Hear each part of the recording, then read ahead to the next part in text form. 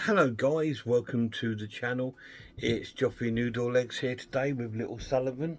He wants to come and say hello, I think. Every time I go to pick him up he jumps down. Here he comes. 1, 2, 3. Oh, here he is. Hello everybody. Here he is, little Sullivan. I know you will come to see him. Bless his little heart. Welcome to another week of movie reviews. Today we are on my indicator film review. So we're going to be looking at sort of 2 or 3 indicator films. And the first one we're looking at is the Odessa File. Now this is quite it's a harrowing story to a point. It's nowhere near as it's sort of based around the Holocaust, and it's nowhere near as sort of like devastating as Schindler's List or anything like that. And this is sort of more based on events like after, like sort of like after the events. I don't want to say too much because I don't want to spoil it.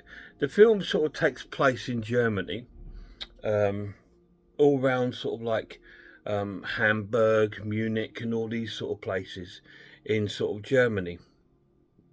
And we join our main character, played by Jon Voight, and he is investigating. Well, he's not investigating, he's a journalist. And he's sort of like, we see him driving the car, listening to the radio, and he hears of a that the president's been killed, President Kennedy in America. Anyway, so he's listening to the radio, and then he sees all these sort of police cars and ambulances sort of rushing by. So, being a journalist reporter, he decides to follow them.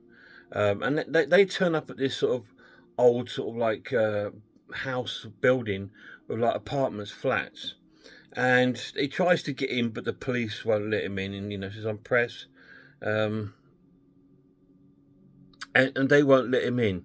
So he then sort of like he sees someone he knows coming out, probably one of the police officers, and he tells him that it's an old sort of like Jewish man's committed suicide, killed himself.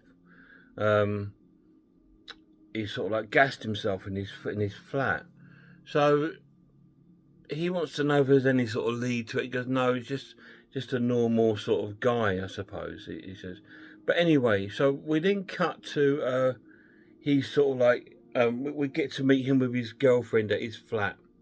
They share a flat here in I'm sure they're in Hamburg, and they share a flat, and they're sort of chatting about all sorts of stuff about work and things like that. And then we cut to Jon Voight at dinner with the guy from the police. They're going out for dinner lunchtime, and the policeman gives him like this parcel, and he goes, "I want you to have it and read this, but remember, it's police property." And he goes, "What is it?" He goes, "It's a diary. It's a diary from the old man that killed himself in the flat, the Jewish man." So he takes it home with him, and he sort of opens the files, and we see him sort of opening it, and it's like a diary with all different dates and different things going on, and it's all based in a concentration camp. He and his wife were a prisoner in a concentration camp, and it starts from when they're on like a train. We see like a sort of like narrated part, and he's on the train with his wife, and they've been traveling for like 3 or 4 hours, and then they arrive at this stop, and you see them, all the sort of like Jewish community getting off, and there's some dead bodies there, that people that have died on there, and they all get off, and they are at this station, and they go to a prisoner of war camp, and it sort of goes into detail of the stuff that is going on there, and about who the camp was run by.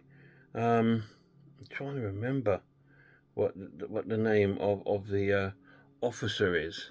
But anyway, the officer is not very nice. He's sort of like he's a murderer. He was known, it's based on a true story, but I think the names have been changed. He was known as the butcher um, of this concentration camp, because he was merciless and he took great pleasure out of killing about 60 or 70 thousand Jews during the war. So it's about him, the butcher. Anyway, they get off and he's talking about the butcher, and he's talking about all the horrible things he used to do. And he sort of like, we see him like walking with all these people strung up by their neck, and even the young boy strung up by his neck, and he kicks the stall away, this butcher, and the boy's hung. And then we see like a group of poor Jewish people sort of like kneel down by this pit and being shot into the pit. And this is stuff that happened. It's harrowing sort of stuff that happened.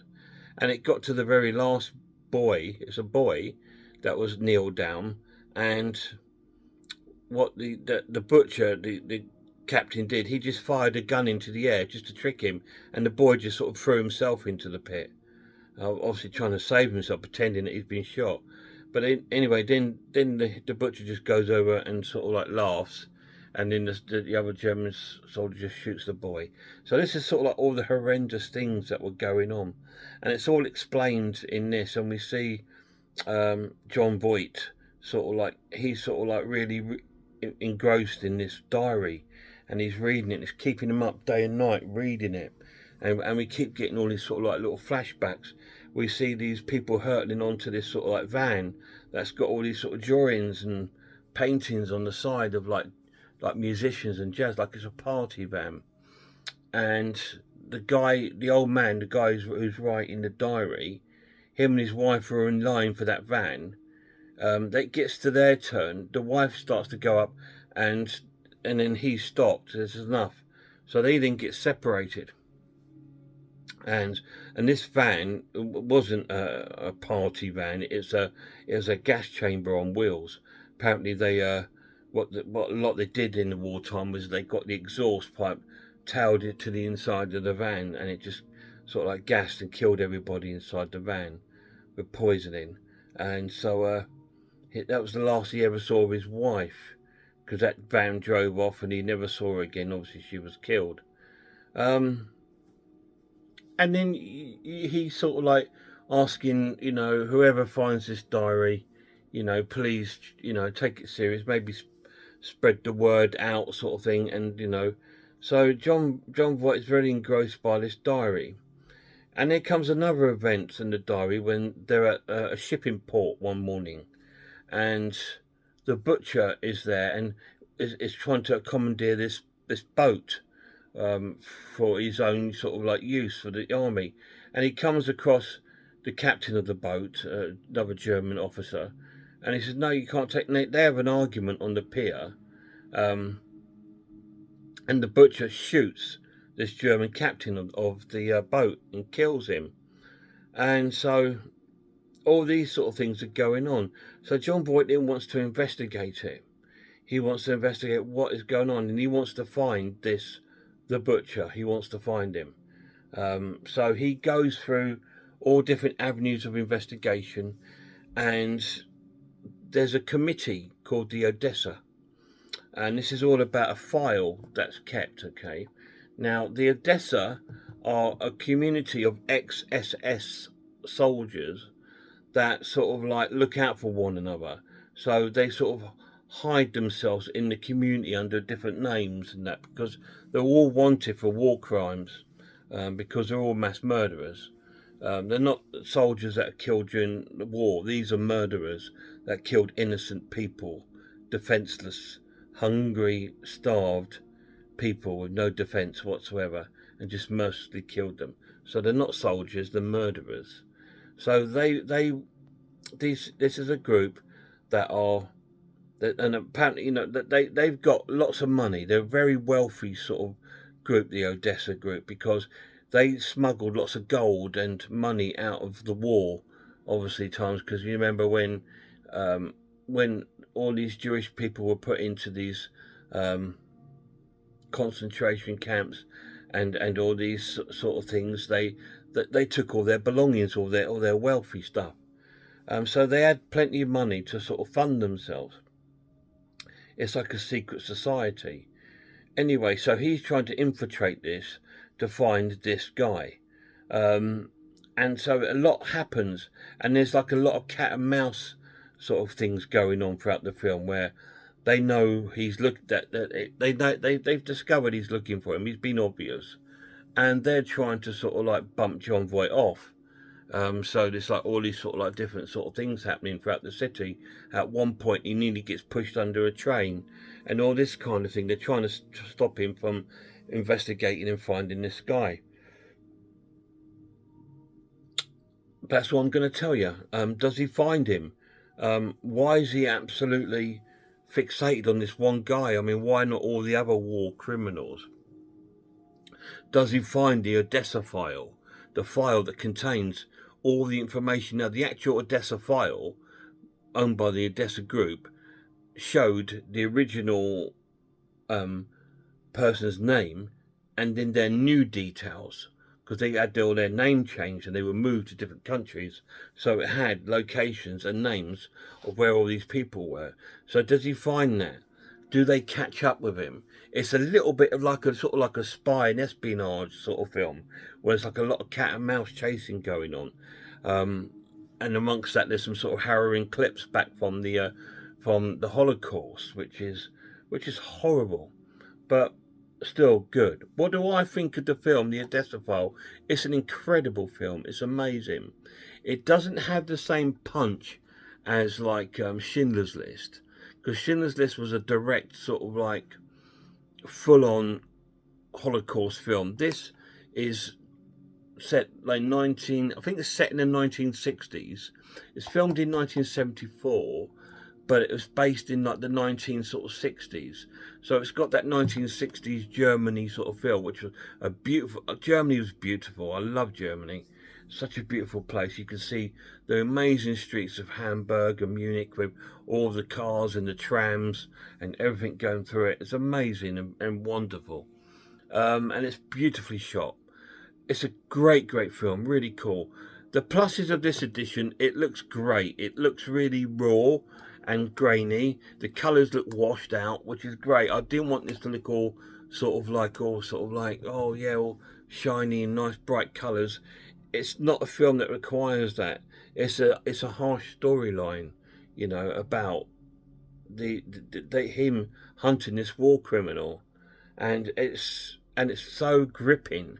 It grips you right from the beginning to the end. And John Voight is fantastic. During the film, he sort of like meets a group of other people that are sort of like also trying to stop this Odessa group, and he gets involved with them, and they sort of disguise him and teach him how to be like an SS soldier. So he goes disguised as an SS soldier, like an old man, sort of like looking for help from the Odessa group. So it's really clever and really cool film, and it's such a gripping story right to the end, and you just think, wow, that was so good when you watch it. Negatives of the film: that there isn't any, apart from it is a harsh storyline. It's not too bad. We don't see awful lots of Holocaust sort of like visions like you would in Schindler's List or The Pianist. It's nowhere near as sort of like as shocking. We don't see stuff about the ghettos. We just see, when he's reading the diary and it's narrated through, we just see some sort of awful sort of clips then. But apart from that, the rest of it is really good cat and mouse sort of war criminal film. It's really cool. I'm going to score this an essential watch and score it a 10 out of 10. Now, you can see that it's not going to be graphic because the certification is a PG. I'm surprised at that. I thought it'd be at least be a 12 or 15 just because of the story. I don't think any child should be subjected to the Holocaust until they're at a sort of like into their sort of secondary age. I don't think it's something that should be, you know, for PG. You wouldn't sit down with your 5 or 6 year olds to watch something like the Odessa File. But 10 out of 10, an amazing film. Any of you guys seen it? If you have, let me know down below what you thought of it. It's a very haunting and subject, and it's not dealt with very often in movies. And I'm surprised because I kind of think it should be. Don't think this sort of stuff should be swept under the carpet, because I'm sure now they're going to be in their 90s and that, but there's still going to be war criminals out there that have murdered thousands and thousands of Jewish people. You know, about 6 million Jews killed during the war.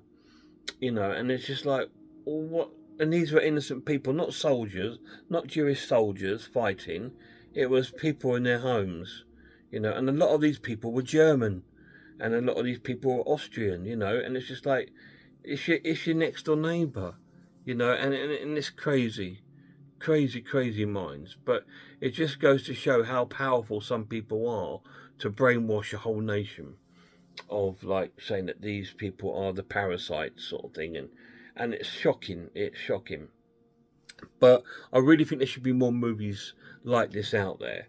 You know, I do like the Schindler's List, and I do like The Pianist. I think they're amazing films.